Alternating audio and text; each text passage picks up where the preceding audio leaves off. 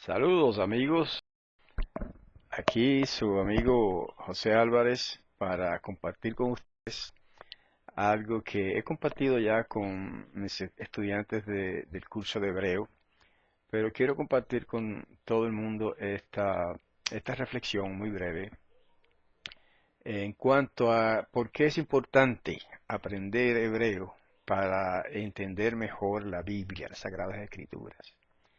No estoy hablando de hacerse un experto en hebreo, pero sí de aprender a leerlo por lo menos y comparar, para poder comparar las distintas traducciones que hay de la Biblia con los originales hebreos. Esa es la idea, ¿no? De aprender un poco de hebreo. Y les voy a mostrar así muy brevemente un ejemplo o dos de por qué es importante esto. Porque la realidad, la verdad es que en los manuscritos hebreos originales, pues no hay errores, pero en las traducciones que se han hecho de esos manuscritos hebreos originales, ciertamente hay errores en algunas traducciones, no digo todas.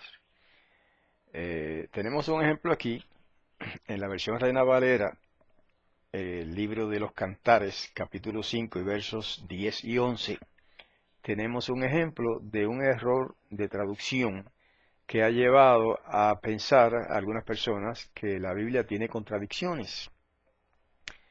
Y en el texto hebreo de este pasaje no hay contradicciones. Sin embargo, en la manera en que algunas traducciones lo han vertido, sí hay una contradicción. A ver si ustedes se dan cuenta de esa contradicción cuando lo leamos ahora. Cantares 5, 10 dice: Mi amado es blanco y rubio, señalado entre 10.000, su cabello como oro finísimo, sus cabellos crespos negros como el cuervo.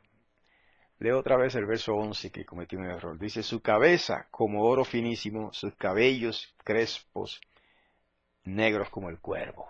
Entonces, ¿en qué quedamos? ¿Es rubio o tiene el cabello negro? ¿Se dan cuenta? En el verso 10 dice que es rubio, blanco y rubio. ¿Qué es un hombre rubio? Un hombre rubio es que tiene su cabello amarillo. Y en el verso 11 dice que sus cabellos son crespos y negros como el cuervo. Entonces hay una contradicción, eso es inevitable, pero esa contradicción no está en el hebreo. Esa contradicción está solamente en esa traducción y en algunas otras, ¿verdad? De hecho, esa traducción la han corregido recientemente, pero estoy citando la versión Reina Valera de 1960. ¿Ok? Ahora, fíjense aquí en qué se basa esa contradicción. Se basa en la traducción equivocada de Cantares 5.10, que en el hebreo dice, como ustedes ven ahí en esta tarjeta. En hebreo dice Dodi Chach we Adom. ¿Ok? Dodi quiere decir mi amado. Chach, blanco.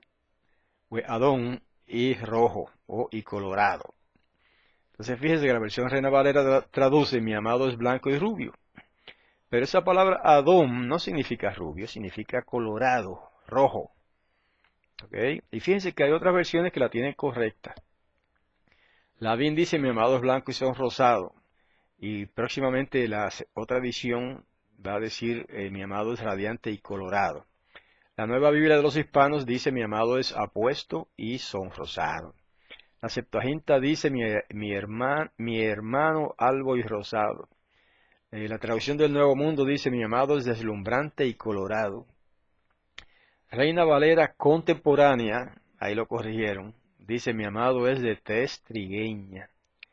La Biblia Dios habla hoy, que es evangélica también, dice mi amado es trigueño claro, etcétera. Hay una serie de versiones, traducciones cristianas también, que han corregido esa deficiencia, ¿verdad? Ese defecto o ese error de traducción de la versión Reina Valera antigua. Entonces, pues, ahí tenemos una contradicción en términos de las traducciones. Ahora, les voy a mencionar otro error que es más importante que ese, aunque no es error exactamente de traducción, sino un error en la vocalización del texto masorético. O sea, cuando los masoretas fueron a vocalizar el texto hebreo, esas vocales se las pusieron más de 400 años después de los profetas, alrededor del siglo 3 4 y más de la era común, ¿verdad? Después del Mesías. Así que en realidad más de 600 años después de los profetas. Esos puntitos y rayitas vocálicas en el texto masorético es reciente en relación con los profetas, ¿verdad? Entonces, pues, aquí tenemos un ejemplo. A ver, les voy a mostrar la tarjeta de lo que estamos diciendo. Fíjense que en Primera de Reyes 17, versos 4 y 6, dice en la versión Reina Valera, y beberás del arroyo, y yo he mandado a los cuervos que te den allí de comer. Y los cuervos le traían pan y carne por la mañana y pan y carne a la tarde y bebía del arroyo. Entonces, en base a la traducción de ese texto, según lo vocalizaron los masoretas, se desarrolló la leyenda de que Elías, cuando estaba huyendo, ¿verdad? Estaba fugitivo por los montes, en una cueva, etcétera, huyendo de la reina Jezabel, que lo buscaba para matarlo, pues estaba allí en esa cueva y dice ese pasaje que los cuervos le llevaban carne y pan todos los días, 2 veces al día. Entonces uno se pregunta, ¿cómo es posible que aves le lleven al profeta carne que se supone que estuviera asada para que él pudiera comérsela, y pan hecho ya para que pudiera comérselo? Y él bebía agua del arroyo que quedaba cerca de la cueva. Entonces, ¿cómo es posible eso? Oh, un milagro, clama gente, un milagro. Oh, sí, un milagro. Bueno, yo les voy a mostrar otra cosa que es un milagro igual o mayor. Fíjense cómo lo traduce la versión israelita nazarena. Está en la cita de más abajo. Y beberás del arroyo, y yo he mandado a los árabes que te sustenten allí. Los árabes le traían pan y carne cada mañana y pan y carne cada tarde y bebía del arroyo. Ahí está. Entonces la versión israelita nazarena es la única traducción en español que sepamos hasta hoy que vierte ese verso de esa manera, con una simple enmienda textual, no basada en una enmienda a las consonantes del texto masorético que están correctas, sino una enmienda a la vocalización masorética, que es evidente que tiene un error ahí. Vamos a ilustrarlo. Fíjense, más abajo, tenemos la palabra cuervo mencionada en Job 38:41. Ahí pueden ver ustedes en las letras hebreas, Ayin, Resh, Bet, que están ahí a la izquierda. Fíjense, la letra Ayin tiene un puntito arriba, ¿verdad? Esa es la O. Ese puntito se lo añadieron los masoretas para indicar que en ese caso la Ayin viene sonando como una O. Luego 2 puntitos debajo de la segunda letra, que es la Resh, indican que eso es una E. Así que ahí dice Orev. Orev. Esa palabra nunca aparece con artículo en las escrituras hebreas. Otro caso curioso es que tenemos en el Salmo 147:9 la palabra cuervos otra vez, en singular, Orev. Nunca aparece en plural esa palabra, y sin embargo en el Salmo 147 todas las versiones lo traducen en plural, o casi todas, porque ese es el sentido que tiene en ese caso, ¿verdad? Sin embargo, la palabra está en singular. Pero lo más importante es lo siguiente. Fíjense, en Segunda de Crónicas 22:1 está la palabra Ha'arebim, que significa los árabes. La primera letra, que se pronuncia Ha, con la vocal que tiene debajo, que es como una rayita, una T pequeñita, ¿verdad? Esa T pequeñita es una vocal y se pronuncia A. Entonces, con la consonante que está arriba, pues ahí dice Ha y después dice Arebim. Arebim es la palabra que significa árabes. ¿Ok? Arebim. Y fíjense más abajo, en Primera de Reyes 7, 4 y 6, que fue el pasaje que leímos, está la palabra cuervos y es la misma palabra exactamente. La de arriba dice Ha-Arebim y la de abajo dice Ha-Orebim. La única diferencia entre esas dos palabras es que la de abajo se vocaliza con una A, que es la rayita que está debajo de la Ayin, que es la segunda letra, mientras que en el segundo caso, más abajo, se vocaliza con una O, que es el puntito que está arriba y a la izquierda de la Ayin, la segunda letra. ¿Ves? De suerte que arriba dice Ha-Arebim y abajo dice Ha-Orebim. Entonces fíjense que si los masoretas hubieran vocalizado la palabra que aparece en Primera de Reyes 17, 4 y 6, que es la misma palabra en términos de las consonantes, la misma palabra que aparece en Segunda de Crónicas 22, 1, que allá dice Ha-Arebim. Si ellos lo hubieran vocalizado en Primera de Reyes con una A debajo de la Ayin en lugar de una O, ahí diría Ha-Arebim. Y es lo correcto, debieron haberlo hecho así, porque es lo lógico y lo correcto que fueran los árabes los que le llevaran comida a Eliyahu, y eso no deja de ser un milagro, hermanos. Porque ustedes saben que los árabes siempre han sido enemigos de Israel, siempre, desde el principio de esas naciones. Por lo tanto, es un milagro que los árabes hubieran mantenido a ese profeta israelita mientras él escapaba, mientras era fugitivo de la justicia o de la injusticia de Jezabel. Ahora, hay otro pasaje de la Escritura que confirma que esa es la traducción correcta, que confirma que esa es la vocalización correcta, que debieron haber puesto ahí los masoretas.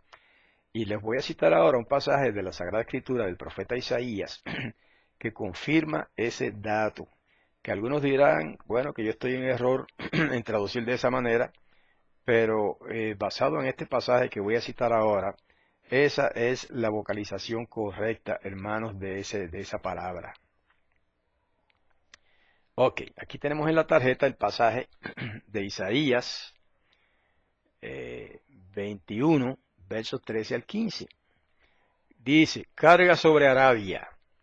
Carga quiere decir, es un encargo, una profecía sobre Arabia. Es una profecía para los árabes, claro, desde aquellos tiempos antiguos, ¿verdad?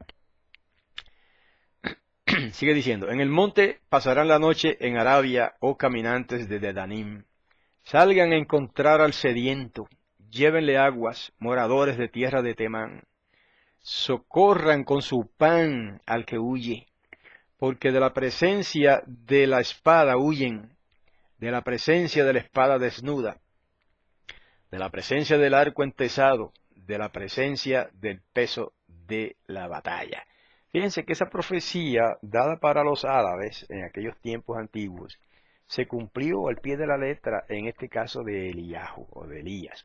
Porque lo que pasa es que a raíz de esa profecía, de esa exhortación del Todopoderoso para esa nación de los árabes en aquellos tiempos tomaron en serio ese asunto, al punto de que vino a ser, digamos, una costumbre, vino a ser ya un hábito entre ellos, esa práctica de ayudar a los fugitivos, las personas que pasaban por allí, entre esas tribus beduinas. Usted sabe que en aquellos tiempos era muy común ver tribus beduinas, quiere decir habitantes del desierto que eran nómadas, ¿verdad? Que vivían viajando constantemente por el desierto y eran árabes generalmente. Entonces, pues eso llegó a ser una costumbre de cuando veían a un fugitivo, ¿verdad? Alguien huyendo de la justicia o de un vengador o de lo que sea, le ayudaban, lo socorrían llevándole comida todos los días y agua, ¿verdad? Como dice la profecía, pan y agua. En el caso de Elías, eso fue lo que pasó, excepto de que no tenían que llevarle agua porque Elías estaba hospedado allí en una cueva y bebía del agua de un arroyo que había cerca de la cueva. Pero entonces estos árabes, los arebim, le llevaban pan y carne todos los días, 2 veces al día. Hermanos, eso fue un milagro, como ya les dije, porque los árabes eran y han sido siempre enemigos de Israel, de los israelitas y de los judíos, ¿verdad? Entonces fíjense que una simple vocal, la diferencia entre la A y la O, en la vocalización que le añadieron los masoretas al texto hebreo, hizo que se desarrollara esa leyenda de que eran los cuervos los que llevaban ¿verdad? La comida a Elías cuando estaba fugitivo. En la versión israelita nazarena se enmienda esa vocalización y ahí tenemos algo bien interesante, un dato histórico que nunca se ha mencionado porque por esa diferencia de vocalización que le estamos hablando, ¿verdad? Porque el texto hebreo en realidad dice Ha'arerim, los árabes le llevaban comida a Elías todos los días. Bueno, eso es sencillo de encontrar, de descubrir por esos pasajes que le acabamos de ver, de mostrar, ¿verdad? Y eso es un ejemplo sencillo de la importancia de aprender a leer el hebreo, ¿verdad? Por lo menos a leer, aunque uno no sepa todo, pero uno puede entonces comparar con los diccionarios bíblicos, con distintos comentarios y enciclopedias y diccionarios, y darse cuenta de algún error que hay y que los hay en las traducciones de la Biblia.